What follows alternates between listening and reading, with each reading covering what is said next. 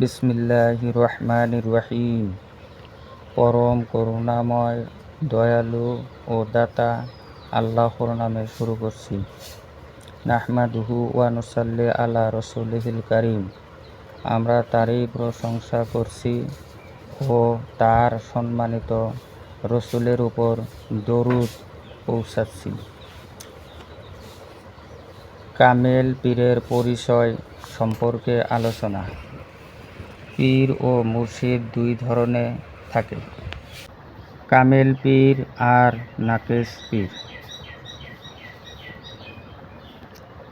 কামেল ও নাকেশ যিনি ইবাদত ও রিয়াজতের দ্বারা অর্থাৎ পরম নিষ্ঠার সহিত আল্লাহর বন্দগি এবং কঠোর সাধনা করে মারিফত হাসিল করছেন এবং অপরকে মারিফত তত্ত্বজ্ঞান দান করতে সক্ষম, তাকেই কামেল পীর বলে। নিজেই মারিফত হাসিল না করে পীরালির যিনি ব্যবসা ফেদে বসছেন তিনি নাকেশ পীর। যিনি নিজেই ঘুমন্ত তিনি অপরকে ঘুম হইতে জাগাবেন কীরূপে? এমতো অবস্থায় কোনো নাকেশ পীরের মুরিদ হওয়ার অর্থ হল নিজের ইহকাল পরকাল বরবাদ করা। কাজেই কোনো ব্যক্তি কামেল পীর আর কে ব্যবসায়ী বা ভণ্ড পীর তা ভালোভাবে যাচাই করে নিতে হবে। কতক ভণ্ড পীর ফকির নামে হাজার হাজার মুসলমানের ঈমান লুটছে। সাবধান, কখনো এদের খপ্পরে পড়ে ধ্বংস হবেন না। নবীজির তরিকা বাদ দিয়ে অন্য কোনো তরিকা বা আদর্শ যে গ্রহণ করে সে কখনো মঞ্জিল মকসুদে পৌঁছিতে পারবে না। বর্তমান ধোঁকাবাজির জামানায় কামেল পীর চেনা কঠিন, তাই নিয়ে কিছু আলোচনা আগবাড়ালাম। যিনি পীর হবেন তাকে অবশ্যই আলেম হইতে হবে। আলেম বলে আরবি ফার্সি ভাষায় পণ্ডিত ও কোরআন হাদিসে ফেকা উসুল ইত্যাদি বিষয়ে বিদ্যার সাগর ব্যক্তিকে বুঝায় না, বরং দ্বীন ইসলাম সম্পর্কে অত্যন্ত এই পরিমাণ জ্ঞান রাখেন যে হালাল হারাম ও জায়েজ নাজায়েজ এর পার্থক্য করিতে পারেন, আর ফরজ ওয়াজিব সুন্নত নফল ইত্যাদি আহকাম সম্পর্কেও ভালোভাবে ওয়াকিফ আছেন। যার হালাল হারাম ও জায়েজ নাজায়েজ এর পার্থক্য করিতে পারে না আর ফরজ ওয়াজিব সুন্নত নফল ইত্যাদি আহকাম সম্পর্কেও ভালোভাবে ওয়াকিফ আছেন, যার হালাল হারাম ও জায়েজ নাজায়েজ সম্পর্কেও পুরাপুরি জ্ঞান নাই, তিনি যে কোনো মুহূর্তে শয়তানের ধোঁকায় পড়ে হারামকে হালাল ও নাজায়েজকে জায়েজ করে ফেলতে পারেন। আর যে ব্যক্তি ফরজ ওয়াজিব সুন্নত নফল ইত্যাদি আহকামের স্তর ও ক্রমিক গুরুত্ব বুঝেন না, তার ইবাদত সম্পর্কীয় আকীদা কিছুতেই ঠিক হতে পারে না। এমতো অবস্থায় খেয়াল খুশি মত ধর্মীয় ব্যাপার বাড়াবাড়ি করা তার পক্ষে আদৌ বিচিত্রী নয়। কাজেই এলেম লোক পীর মুর্শিদ হওয়ার যোগ্য নন। এই যে বলা হলো ইহা এলেমের ন্যূনতম পরিমাণ। ইহার চেয়েও বেশি এলেমের অধিকারী কোনো ব্যক্তি যদি পীর হন আর তার মধ্যে পীর হওয়ার অন্যান্য যোগ্যতাও বিদ্যমান থাকে তবে আরও উত্তম। শুধু এলেম থাকলেই পীরের যোগ্য বিবেচিত হবে না, তৎসঙ্গে এলেম অনুযায়ী আমলও আছে কিনা তাও বিচার করিতে হবে। বেয়া আমল আলেম ফলহীন বৃক্ষ ও পানিহীন নহরের তুল্য। যে আলেম স্বীয় এলেম অনুযায়ী আমল করেন না, তিনি পীর হলে তার নসিহতে মুরিদানের দলে অনুরূপ আসর করবে না। সুতরাং কামেল ব্যক্তির এলেম ও আমলের মধ্যে পুরা মাত্রায় সংসিত থাকবে। শুধু জাহিরি এলেমের আলেম হলেই মুর্শিদ হওয়া যায় না, বাতিনি এলেমেরও অবশ্যই থাকিতে হবে। অর্থাৎ জগতের ঘাত প্রতিঘাত, চারিত্রিক উৎকৃষ্টতা, অপকর্ষতা ও কালবের গতিবিধি সম্পর্কে সুষ্ঠু জ্ঞানের অধিকারী হইতে এবং সাথে সাথে নিজের জীবনে উহার বাস্তব প্রতিফলন থাকিতে হবে। শকর সবর, অল্পে তুষ্টে সহনশীলতা, আধ্যাত্মিক সাধনার অভ্যাস, তাওয়াক্কুল, তাসলিম ও রেজা অর্থাৎ আল্লাহ আদেশের নির্দেশ সমূহের সম্মুখে সম্পূর্ণ আত্মসমর্পণ ও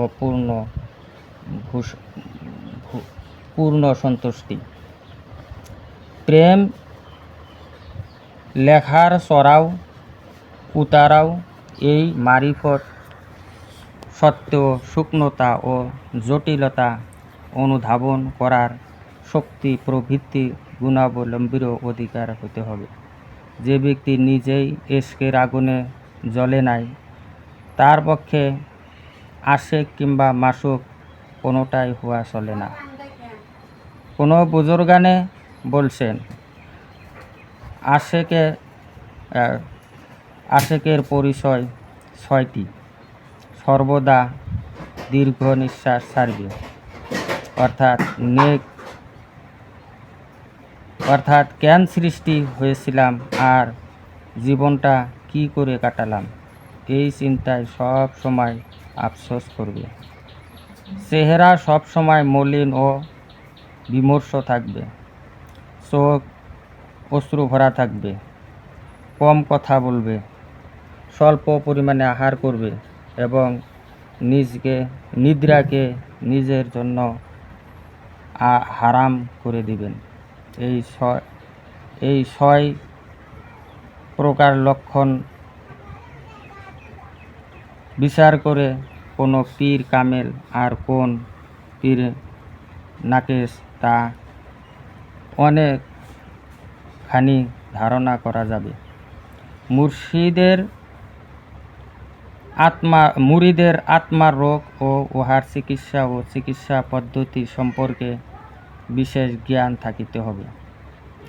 কামেল পীর যখন কোনো মুরিদের অন্তরে কোনো বেমারি যথা লোভ, লালসা, হিংসা, ঈর্ষা, রিয়াকারী ভাব, খুলিসিয়াত এবং অভাব, মারিফত সাধনার ধৈর্য ও সাহসের অভাব ইত্যাদি দেখিতে পান, তখন তাওয়াজ্জুর দ্বারা অর্থাৎ মুরিদের আত্মার উপর স্বীয় আত্মিক শক্তি প্রয়োগ করে ধীরে ধীরে সে রোগ হইতে তাকে মুক্ত করে লন।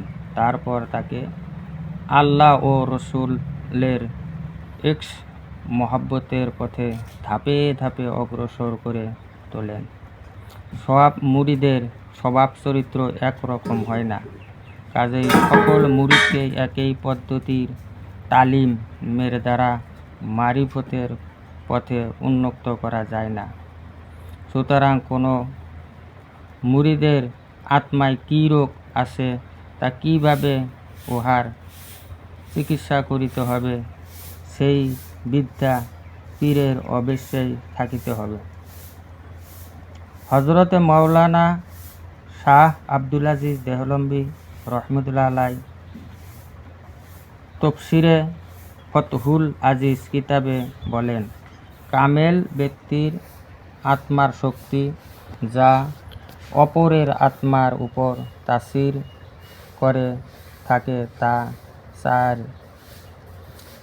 তাসির করে থাকে। N in 81। ইহা সাধারণ পর্যায়ের তাওয়াজ্জ।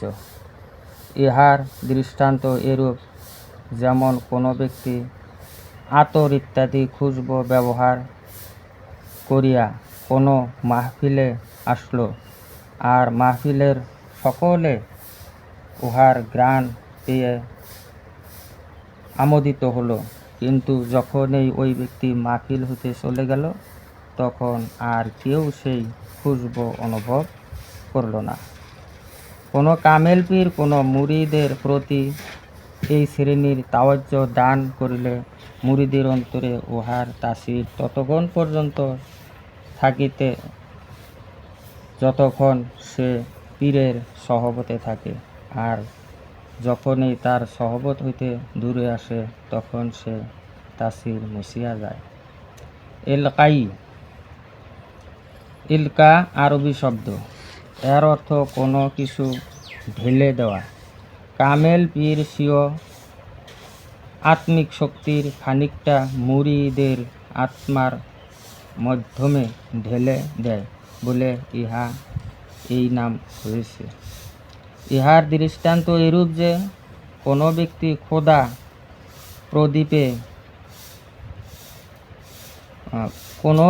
খোলা প্রদীপে ফিতা ও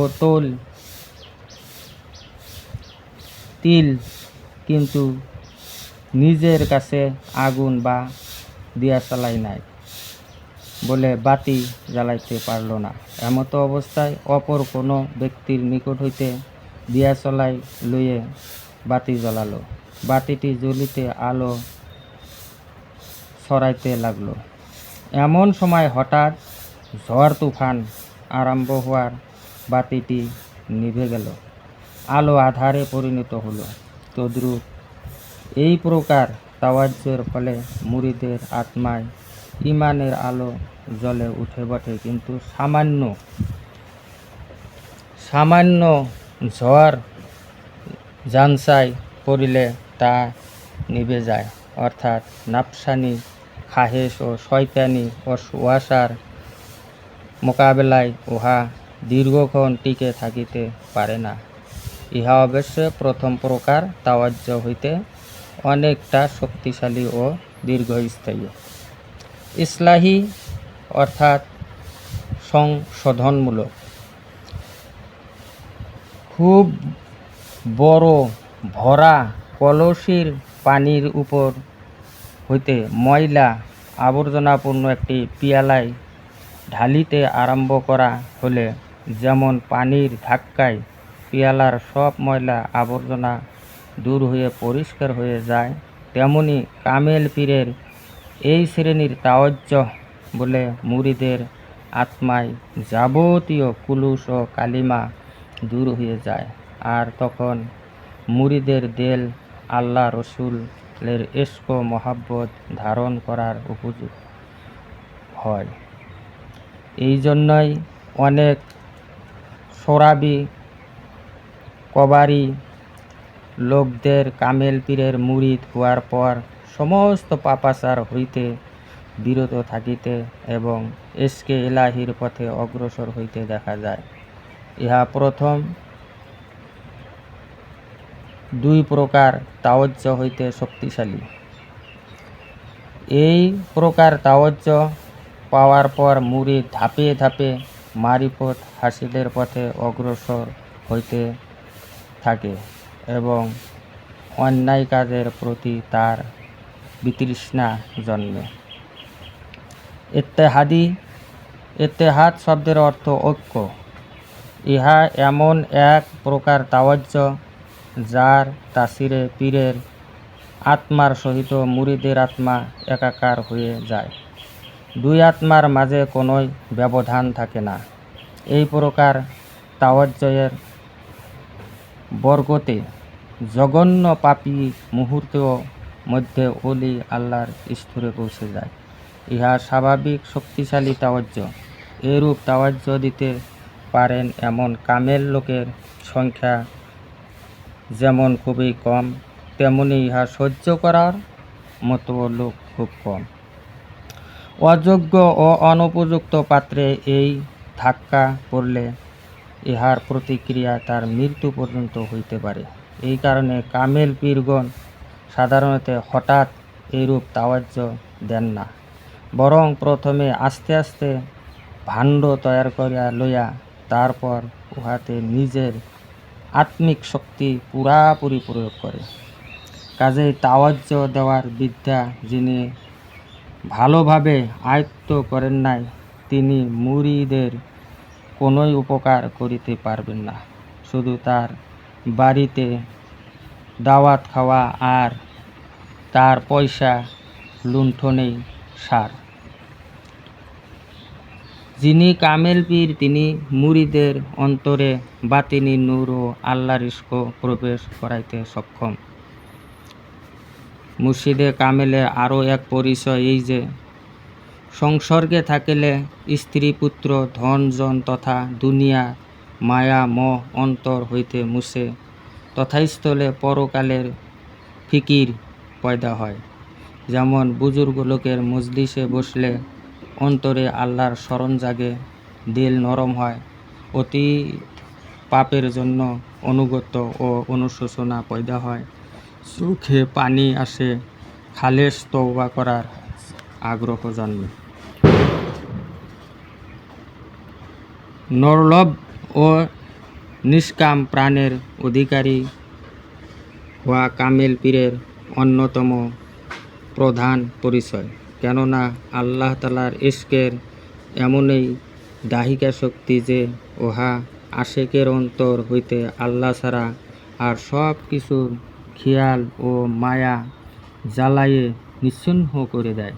যিনি লোভী, বিলাসী, দালান কোঠার প্রত্যাশী, তার অন্তরে আল্লাহর ইশক থাকিতে পারে না।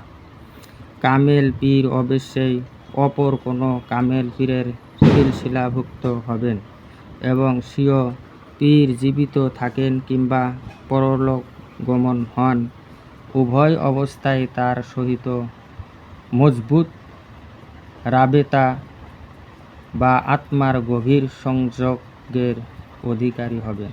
কেননা আল্লাহ মারিফত জিনিসটা সিনাবি সিনা, অর্থাৎ আত্মা পরায় একজন হইতে অপরজন হাসিল করিতে থাকে।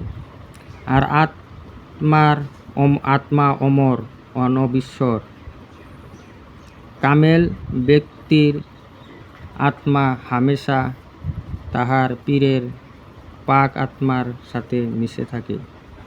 এইভাবে কামেল পীরের আত্মা তার পীর, তার পীর, তার পীর, এইভাবে হজরতে রসুলে পাক সাল্লাল্লাহু সাল্লাতু ওয়াসাল্লামের পবিত্র আত্মার সাথে সংযুক্ত বা একই সূত্রে গাঁথা।